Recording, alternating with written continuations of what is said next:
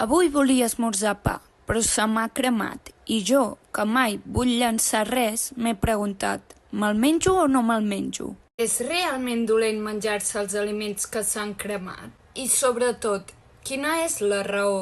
Els culpables són dos grups de molècules que es troben al menjar cremat, les amines heterocícliques i els hidrocarburs aromàtics policíclics. Les amines heterocícliques es troben tan sols a la carn cuita a altes temperatures. En canvi, podem trobar hidrocarburs aromàtics policíclics també en el tabac, en aliments fumats o en el fum dels cotxes. Si un aliment es crema, aquestes molècules es formen sempre? Doncs depèn del tipus de carn, de com l'hem cuit i del nivell de cocció. Però les carns cuites a altes temperatures o que es cuinen durant molta estona tendeixen a formar més molècules d'aquest tipus. Fins aquí, bé. Però això, quines implicacions pot tenir per nosaltres?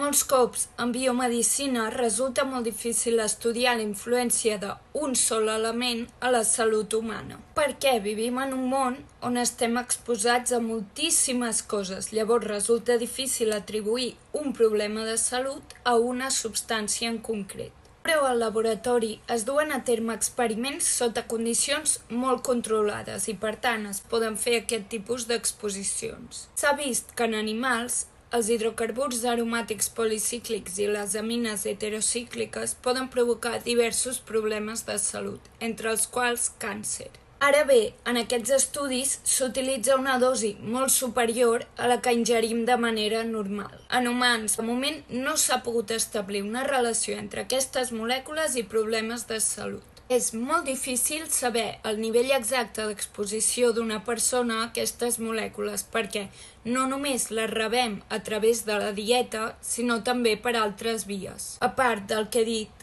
que estem exposades a moltíssimes coses. Existeixen diversos estudis que han trobat relació entre els dos factors. I la Societat Americana del Càncer classifica els hidrocarburs aromàtics policíclics dins d'un grup titulat es preveu raonablement que siguin carcinògens humans. Pel que fa a les amines, el tema és més complex, ja que dependrà del tipus concret del que parlem.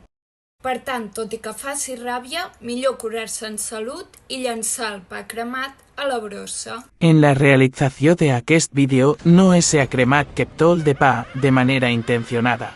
Només ha servit de